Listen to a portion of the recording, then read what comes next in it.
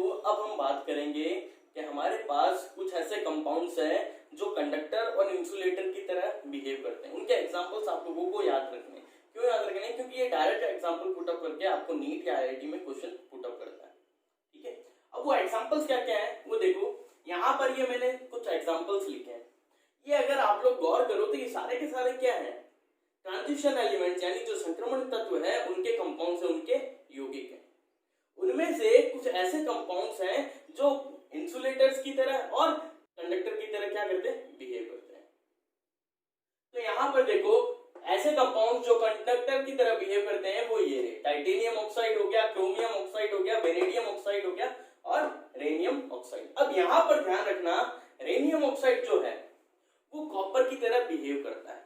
अब कॉपर की तरह बिहेव करने से मतलब क्या है? इसका अपीयरेंस जो दिखता है वो भी कॉपर की तरह, और इसकी कंडक्टिविटी वो भी किसकी तरह होती है? कॉपर की तरह होती है। दूसरे इंसुलेटर्स की तरह बिहेव करने वाले कंपाउंड्स वो कौन कौन है? टाइटेनियम डाइऑक्साइड हो गया, डाइवेनेडियम पेंटाऑक्साइड हो गया, Cr2O3 हो गया, और ये सारे आपको मगअप करने, याद करने। ठीक है, ये ध्यान रखना। अब ऐसे कंपाउंड्स है कुछ जो कंडक्टर और इंसुलेटर की तरह बिहेव करते हैं। वो कौन कौन है? ये तीन है। ये तीन आपको याद रखने हैं, Ti2O3, V2O3 और VO2। अब सुनना, ये कंडक्टर और इंसुलेटर की तरह बिहेव कर रहा है, इसका मतलब ये टेम्परेचर डिपेंडेंट है। किस पर डिपेंडेंट है? Temperature dependent. जब ज्यादा टेम्परेचर होगा तो कंडक्टर की तरह शो करेंगे बिहेवियर, जब कम टेम्परेचर होगा तो इंसुलेटर की तरह बिहेव करेंगे। अब हम बात करेंगे मैग्नेटिक प्रॉपर्टीज की। अब देखो, अब हमें बात करनी है मैग्नेटिक प्रॉपर्टीज के अकॉर्डिंग जो सब्सटेंस डिवाइड किए गए हैं 5 कैटेगरी में, वो कौन कौन से हैं? Paramagnetic, diamagnetic, ferromagnetic, anti ferromagnetic और फेरीमैग्नेटिक। जिसे हिंदी में बोलते हैं अनुचुंबकीय, प्रतिचुंबकीय, लो चुंबकीय, प्रति लो चुंबकीय और फेरी चुंबकीय। अब इन सब्सटेंस के ऊपर बात करनी है, इनको समझना है। देखो, आप लोगों ने हो सकता है 11th क्लास में पैरामैग्नेटिक और डायामैग्नेटिक पढ़ा होगा। ठीक है, अब मैं यहां पर अगर बात करूं, मान लो मैंने एक सब्सटेंस लिया और इसमें मैंने क्या अप्लाई किया? इसके चारों तरफ मैग्नेटिक फील्ड, चुंबकीय क्षेत्र अप्लाई किया। इन सभी सब्सटेंस में यही करना है। जब मैं ये अप्लाई करता हूं, एक्सटर्नल मैग्नेटिक फील्ड इन सब सब्सटेंस में अप्लाई करता हूं, तो होता क्या है? मेरे को कुछ चीजें नजर आती है, मेरे को कुछ बदलाव नजर आते हैं। वो बदलाव क्या क्या है वो देखना। जब मैं पैरामैग्नेटिक सब्सटेंस लूं, कोई सब्सटेंस लेता हूं, अब वो क्या करे? मैग्नेटिक फील्ड के अंदर अट्रैक्शन शो करे। क्या शो करे? अट्रैक्शन। अब ये जो अट्रैक्शन वो शो करता है वो किसकी वजह से करता है? अनपेयर्ड इलेक्ट्रॉन की वजह से। किसकी वजह से? अयुग्मित इलेक्ट्रॉन। उसमें जो अयुग्मित इलेक्ट्रॉन होते हैं उसकी वजह से। अब इसको समझना, ये अयुग्मित इलेक्ट्रॉन क्या है? आप लोगों ने 11th क्लास में एक फॉर्मूला पढ़ा होगा जिसे हम क्या बोलते हैं? Magnetic moment. अगर कहीं पर मैग्नेटिक फील्ड अप्लाई हो रही है तो उसका मतलब वहां पर क्या जनरेट होगा? मैग्नेटिक मोमेंट, चुंबकीय आघूर्ण जनरेट होगा। उसका फॉर्मूला क्या था निकालने का? N+2। यहाँ पर ये जो चीज है N, ये शो करती है नंबर ऑफ अनपेयर्ड इलेक्ट्रॉन्स। यहाँ पर हम एग्जांपल लेते हैं Fe+2 का। अगर मैं इसका इलेक्ट्रॉनिक कॉन्फ़िगरेशन लिखूं तो वो कुछ ऐसा होगा, आर्गन 18, उसके बाद 4s2 और 3d6। ये तो है आयरन का, Fe का, जिसका एटॉमिक नंबर 26 होता है। अब Fe+2 की बात कर रहा हूं, इसका मतलब 26 में से 2 इलेक्ट्रॉन गायब कर दूं। ये 2 इलेक्ट्रॉन गायब कर दिए मैंने, 0। जैसे ही 0 हुए तो यहां पर कौन सी स्पीसीज बन गई? Fe+2।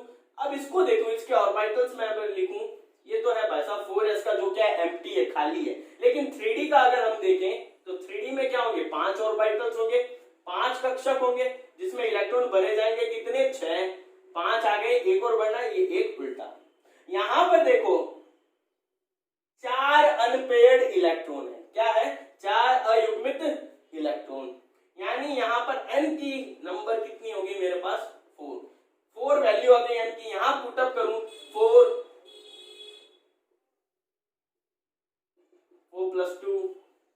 अब जब इसको सॉल्व करूंगा तो वैल्यू आएगी, मान लो वो वैल्यू आती है अपनी 4+2 6, 6 4 24, ये 24। अब इसकी जो यूनिट होगी वो क्या होगी? bm। इसको सॉल्व कर लेना 24 को, जो भी आए। bm का मतलब होता है बोर मैग्नेटॉन। क्या होता है? Bore magneton. यानी जो मैग्नेटिक मोमेंट होता है उसकी यूनिट क्या होती है, बोर मैग्नेटॉन यानी बीएम होती है। ठीक है, यहां से हम क्या पता लगा लेंगे कि भाई साहब जो दी हुई स्पीसीज है, जो दिया हुआ सब्सटेंस है, उसका नेचर कैसा है, पैरामैग्नेटिक है या कुछ और है। अब हम यहाँ पर इसके एग्जांपल्स देखेंगे भाई साहब, एग्जांपल कौन कौन से हैं, तो देखना जितने भी ट्रांजिशन एलिमेंट्स हैं वो सारे के सारे क्या है, इसका एग्जांपल्स हैं पैरामैग्नेटिक। लेकिन फिर भी हम कुछ और देखते हैं जो इसके एग्जांपल्स हो सकते हैं। वो क्या क्या है, sodium, magnesium, aluminium, crown glass. ठीक है, एक टाइप का ग्लास है जैसे फ्लिंट ग्लास होता है, ये टाइप है क्राउन ग्लास, और titanium oxide, copper +2 species, Fe+3 species. ये सब क्या है, ये पैरामैग्नेटिक नेचर वाले के एग्जांपल्स है, ये आपको ध्यान रखना है। अब देखो डायमैग्नेटिक सब्सटेंस की अगर मैं बात करूं, अगर इस सब्सटेंस में मैं मैग्नेटिक फील्ड अप्लाई करता हूं तो ये क्या शो करता है भाई साहब, रिपल्शन। ठीक है गाइस, ये क्या शो करेगा, रिपल्शन।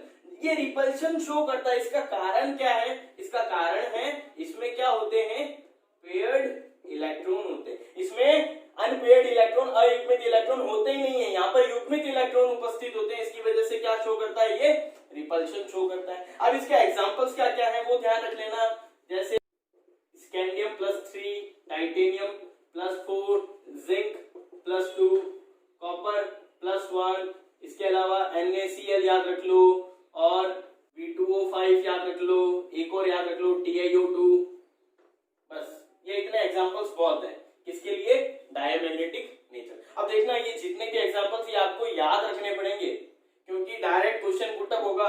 मान लो पूछ लिया जिंक +2 किस नेचर का है, तो आपको पता होना चाहिए डायमैग्नेटिक नेचर का है। आपको V2O5 दे दिया और पूछ लिया ये किस नेचर का है, तो आपको ये एग्जांपल्स याद होने चाहिए।